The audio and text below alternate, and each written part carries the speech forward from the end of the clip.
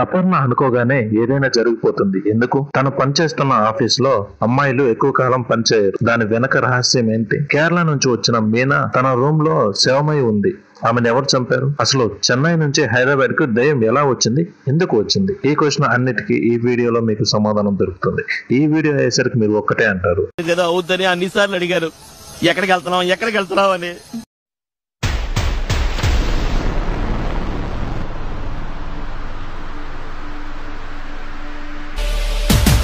Movie start అవగానే కొంతమంది క్షుద్రలో బంధిస్తారు. అది ఏదో సాధారణ రాయి కాదు. ఆ రాయి ఎవరి దగ్గర ఉంటుందో వాళ్లకు ఏమనుకుంటే అది జరుగుతుంది. ఒకవేళ ఆ రాయి పగిలిపోతే వాళ్ళ ప్రాణాలకు పెద్ద ప్రమాదమే అంటారు. ఇంతలో సీన్ కట్ చేస్తూ హీరోయిన్ ఎంట్రీ. ఆమె పేరు అపర్ణ. కానీ అందరూ ఆమెను అన్లక్కీ గర్ల్ అని పిలుస్తూ ఉంటారు. ఎందుకంటే ఆమె ఏది అనుకున్నా దానికి ఆపోజిట్ లో జరుగుతుంది. పాస్ అవ్వాల్సిన ఎగ్జామ్ ఫెయిల్ అవుతుంది. జీతం రావాల్సిన రోజు ఖాతా బ్లాక్ అవుతుంది. మెట్రో రైడ్ కి టికెట్ తీసుకుంటే సర్వీస్ క్యాన్సిల్. ఇలాంటివి. ఒక రోజు తన జీవితం మార్చుకోవాలనే ఆశతో హైదరాబాద్ కి వెళ్లిపోతుంది ఉద్యోగం కోసం. అక్కడ తన ఫ్రెండ్ రెఫరల్ మీద ఒక కంపెనీకి ఇంటర్వ్యూకి వెళ్తుంది. ఇంటర్వ్యూలో అడిగే ప్రశ్నలు అన్ని క్లియర్ గా చెప్పాల్సిన చోట తన అదృష్టం ఎలా ఉంటుందో చూడు. వాళ్ళు అడిగిన దానికి సంబంధం లేకుండా ఏదో సమాధానం చెప్తుంది. We will get back to you అని వాళ్ళు చెప్తారు.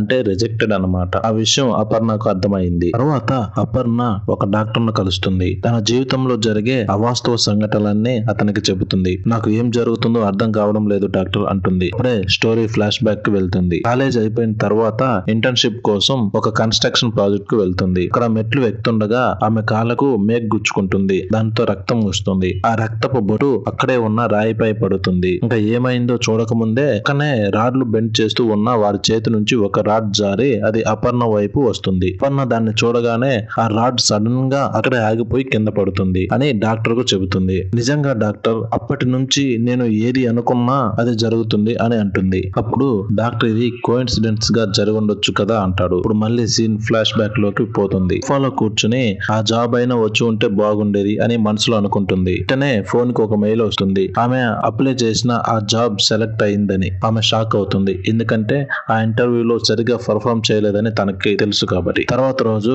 హీరోయిన్ మళ్ళీ కన్స్ట్రక్షన్ సైట్ కి వెళ్తుంది. అక్కడ ప్రభు అనే సైట్ ఇంజనీర్ కలుస్తాడు. అక్కడ మళ్ళీ సీన్ ఫ్లాష్ బ్యాక్ లోకి వెళ్తుంది. అంటే ఫ్లాష్ బ్యాక్ లో ఇంకో ఫ్లాష్ బ్యాక్ అన్నమాట. ప్రభ అపర్ణ ఇద్దరు కాలేజ్ టైం లవర్స్. కానీ ప్రభ సిగరెట్ తాగడాన్ని హీరోయిన్ సపోర్ట్ చేయదు. చివరికి అందుకే బ్రేకప్ చెబుతుంది. ప్రస్తుతం సీన్ కి తిరిగి వస్తారు. అంటే ఒక ఫ్లాష్ బ్యాక్ వెనక్కి. తాను ప్రభను ఇంకా మర్చిపోలేదని ఆమెకు అప్పుడే తెలుస్తుంది. అలాగే అదే టైంలో ప్రభ తల్లి హాస్పిటల్లో ఉంటుంది. డాక్టర్లు ఆమెకు హార్ట్ సర్జరీ చేయాలి అంటారు. రాత్రి అపర్ణ ఎలాగైనా ప్రభ తల్లికి ఆ ఆపరేషన్ జరగాలని మొదలు కోరుకుంటుంది. రోజు 2 గంటల్లో ఆ సర్జరీ జరుగుతుంది. ఎందుకంటే అప్పుడే ఒక వ్యక్తి యాక్సిడెంట్ జరిగి చనిపోతాడు. అతని హార్ట్ ని ప్రభా మదర్ కి వేస్తారు. ఇది కూడా డాక్టర్ కు చెబితే ఇది కూడా ఒక కోఇన్సిడెన్స్ కావచ్చు అంటాడు డాక్టర్. మళ్ళీ సీన్ ఫ్లాష్ బ్యాక్ లోకి వెళ్తారు. కాలేజ్ లో ఫుట్బాల్ ఆట జరుగుతుంది. ప్రభా ఆడుతుంటాడు. అతని టీం బాగా పర్ఫార్మ్ చేస్తుంది. అప్పుడే అపర్ణ ఈసారి నీ టీం ఓడిపోతుంది ప్రభా అంటుంది. అదే జరుగుతుంది. ఆపోజిట్ టీం గెలుస్తుంది. తర్వాత సీన్ లో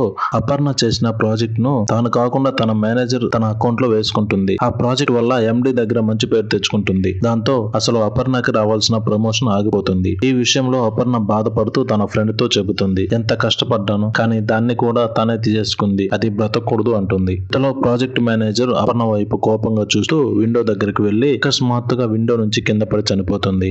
అపర్ణ డాక్టర్ తో మాట్లాడుతూ చెబుతుంది, నాకు జాబ్ వచ్చినప్పుడు వాళ్ళ దగ్గర నా సర్టిఫికేట్స్ చూశాను డాక్టర్. ఆ సర్టిఫికేట్స్ లో అసలు నా మార్క్స్ ఉండవు. నా పక్కన ఉన్న టాపర్ మార్క్స్ అవే నా పేరు మీద ఉన్నాయి అని చెబుతుంది. తర్వాత అపర్ణ డాక్టర్ కి మరో విషయం చెబుతుంది. మా ఎండి తమ్ముడు నా ఫ్రెండ్ ని ఓఏకి రమ్మన్నాడు. నేను వెళ్లి ఎందుకు ఇలా చేసావని అడగలే, నాతో కూడా బ్యాడ్ గా బిహేవ్ చేశాడు. అప్పుడు వాడు కూడా చస్తే బాగుండు అన్నాను అని టెన్షన్ తో ఎండి తమ్ముడును కాపాడడానికి అపర్ణ వెళ్తుంది. అయితే డాక్టర్ వెంటనే ఎండికి కాల్ చేస్తాడు. తమ్ముడు డేంజర్ లో ఉన్నాడు, అపర్ణ అతన్ని చంపబోతుంది అని హెచ్చరిస్తాడు. ఇక్కడే మనకు అర్థమవుతుంది డాక్టర్ ఎండి ఇద్దరు స్నేహితులని. అదే టైంలో ఎండి తమ్ముడు ఇంటికి కారులో వస్తుంటాడు. కొంచెం దూరం వచ్చాక అపర్ణ అతని కారు ఆపి మాట్లాడుతూ ఉంటుంది. అక్కడే ఉన్న పెద్ద రేకు గాలికి ఎగిరి వచ్చి అతని గొంతు కోసుకుంటుంది. అతను అక్కడే చనిపోతాడు. ఇంతవరకు జరిగిందంతా విన్నాక నీ సమస్య ఎక్కడ మొదలైందో అక్కడే ఏదో మిస్ అయ్యావు అని డాక్టర్ అంటాడు. అప్పుడే అపర్ణకు గుర్తొస్తుంది. ఆ రోజు మెట్లు ఎక్కుతూ మేఘ్ గుచ్చుకున్న ఆ టైంలో తను ఒక రాయిని ఇంటికి తెచ్చుకుందని గుర్తొస్తుంది.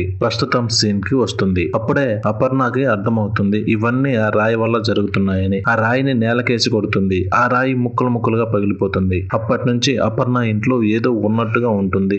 శరాలు కదలికలు అపర్ణని భయపెడుతుంటాయి. ఒక రోజు అపర్ణ ఫేస్ వాష్ చేస్తున్నప్పుడు పక్కన దెయ్యం కనిపిస్తుంది. ఆమె భయంతో అరిచి వెళ్లిపో ఉంటుంది. దెయ్యం నాకు హెల్ప్ చెయ్యి, తప్పు చేసిన ప్రతి ఒక్కరూ చనిపోవాల్సిందే అంటుంది. అప్పుడే సినిమా ఫ్లాష్ బ్యాక్ లోకి వెళ్తుంది. ఒక అమ్మాయిని చూపిస్తారు. ఆ అమ్మాయి పేరు మీనా. ఒక కంపెనీలో ఆడిటర్ గా వర్క్ చేస్తుంటుంది. లవ్ చేసి కేరళ నుంచి వచ్చేస్తుంది. తర్వాత ఒక పాప పుట్టాక తన హస్బెండ్ కూడా తనను వదిలి వెళ్లిపోతాడు అని మనకు అర్థం అవుతుంది. ఆ కంపెనీలో 4 పార్ట్నర్స్ ఉంటారు. వాళ్ళు ఎవరో కాదు, డాక్టర్, కన్స్ట్రక్షన్ కంపెనీ ఎండి, అతని తమ్ముడు, ఇంకొకడు కలిసి ఆ కంపెనీని నడుపుతుంటారు. వాళ్ళు అసలు లేని కంపెనీ ఉన్నట్టుగా చూపించి క్లయింట్ దగ్గర నుంచి 500 కోట్లు దొబ్బేయాలని ట్రై చేస్తారు. ఈ పనికి మీనా అంగీకరించదు. అయితే అదే టైంలో ఇన్కమ్ ట్యాక్స్ ఆఫీసర్ వాళ్ళ మనిషి ఒక ఫోన్ చేసి చెప్తాడు, రేపు మీ ఆఫీస్ లో రైడ్ ఉంటుంది అని. రైడ్ నుంచి తప్పించుకోవడానికి వాళ్ళు మీనా ఇంటికి వెళ్తారు. అప్పటికే మీనా కుమార్తె బర్త్డే, అందువల్ల రూమ్ డెకరేట్ చేస్తూ ఉంటుంది. అప్పుడు వాళ్ళు ఆ మీనాని దారుణంగా కొట్టి చంపేస్తారు. ఆమె శరీరాన్ని, డాక్యుమెంట్స్ ని అన్నిటినీ అదే ఇంట్లో తగలబెట్టేస్తారు. ఆ టైంలో తన కూతురు స్కూల్లో ఉంటుంది. తనకి తెలియదు మదర్ చనిపోతుంది అని. మీనా చనిపోయిన తర్వాత ఆమె ఒక దెయ్యంగా మారి వాళ్ళందరినీ భయపెడుతుంటుంది. పార్ట్నర్స్ అందరూ కలిసి మాంత్రికుడు దగ్గరికి వెళ్తారు. జరిగిందంతా చెప్తారు. తర్వాత మాంత్రికుడు ఆ దెయ్యాన్ని ఒక రాయిలో బంధిస్తాడు. రీసెంట్ సీన్ ని చూపిస్తారు. అపర్ణ మీనాకి హెల్ప్ చేయాలని నిర్ణయించుకుంటుంది. తర్వాత సీన్ లో ఎండి తన తమ్ముడు ఫోటో చూస్తూ ఉంటాడు. అప్పుడే ఫ్లాష్ బ్యాక్ లో చూపించిన వాళ్ళందరూ మళ్ళీ ఒకసారిగా కనిపిస్తారు. వాళ్ళందరూ కలిసి అపర్ణను చంపాలని ప్లాన్ వేస్తారు. ఓ రౌడీ గ్యాంగ్ ని పంపిస్తారు. వాళ్ళు అపర్ణనే శ్మశానానికి తీసుకెళ్తారు. అక్కడ ఆమెను చంపబోయే టైంకి అపర్ణ బాడీలోకి దెయ్యం ప్రవేశిస్తుంది. దెయ్యం వెంటనే అందరిని చంపేస్తుంది. అదే టైంలో ఎండిని కూడా చంపేస్తుంది. తర్వాత సీన్ లో అపర్ణ హాస్పిటల్ కి వెళ్తుంది. అక్కడ డాక్టర్ ఎవరు నువ్వు అని అడగ్గా మీనా అని చెప్పి డాక్టర్ ని చంపేస్తుంది. తర్వాత సీన్ లో అపర్ణ మరియు ప్రభ రెస్టారెంట్ కు వస్తారు. అదే టైంలో మరో విలన్ తన ఫ్యామిలీతో ఆ రెస్టారెంట్ కి వస్తాడు. అప్పుడు అపర్ణ ఆ విలన్ ను అలాగే చూస్తూ ఉంటుంది. అప్పుడు ప్రభ అపర్ణ దగ్గరికి వచ్చి అంటాడు, నేను నీతో పెళ్లి గురించి మాట్లాడడానికి వచ్చాను, కానీ నువ్వేమో ఈ పాపతో తిరుగుతున్నావు అంటాడు. దానికి అపర్ణ బాడీలో ఉన్న దెయ్యం చెప్పే డైలాగ్, ఈ బిడ్డ నా కూతురు, నాతోనే ఉంటుంది అని కోపంగా అంటుంది. అనగా మళ్ళీ మామూలు మనసు అవుతుంది. ఆ విలన్ రెస్టారెంట్ నుంచి ఇంటికి వెళ్తాడు. అక్కడే అతన్ని ఇంట్లోనే అపర్ణ చంపేస్తుంది. ఎవరుగా ఉన్న విలన్ మాంత్రికుడు దగ్గరకు వెళ్తాడు. అతను తన మంత్రాలతో దెయ్యాన్ని మాంత్రికుడు దగ్గరకు రప్పిస్తాడు. దెయ్యాన్ని మళ్ళీ రాయిలోకి బంధిస్తారు. తర్వాత రౌడీలు అపర్ణను చంపి పూర్తి చేస్తారు. అదే రోజు రాత్రి విలన్ తన ఇంట్లో ఉంటాడు. అప్పుడే అపర్ణ వచ్చి అతన్ని చంపడానికి ట్రై చేస్తుంది. విలన్ ఆశ్చర్యపోతాడు అపర్ణ ఎలా బ్రతికొచ్చిందని. కానీ అదే అసలైన ట్విస్ట్. మాంత్రికుడు ముందే మీరా ఆత్మను రాయిలో బంధించి తిరిగి వదిలేస్తాడు. మీరా పూడ్చిన అపర్ణ బాడీలోకి వచ్చి విలన్ ని చంపేస్తుంది. తర్వాత సీన్ లో అపర్ణ మరియు ప్రభ ఇద్దరు ఒక అనాథాశ్రయానికి వెళ్తారు. అక్కడ మీరా కూతుర్ని దత్తకు తీసుకుంటారు. అంతటితో మూవీ ఎండ్ అవుతుంది. ఫ్రెండ్స్, అపర్ణ కథ మీకు ఎలా అనిపించింది కామెంట్ లో చెప్పండి. మరిన్ని థ్రిల్లింగ్ స్టోరీస్ కోసం మన ఛానల్ ను సబ్స్క్రైబ్ చేసుకోండి.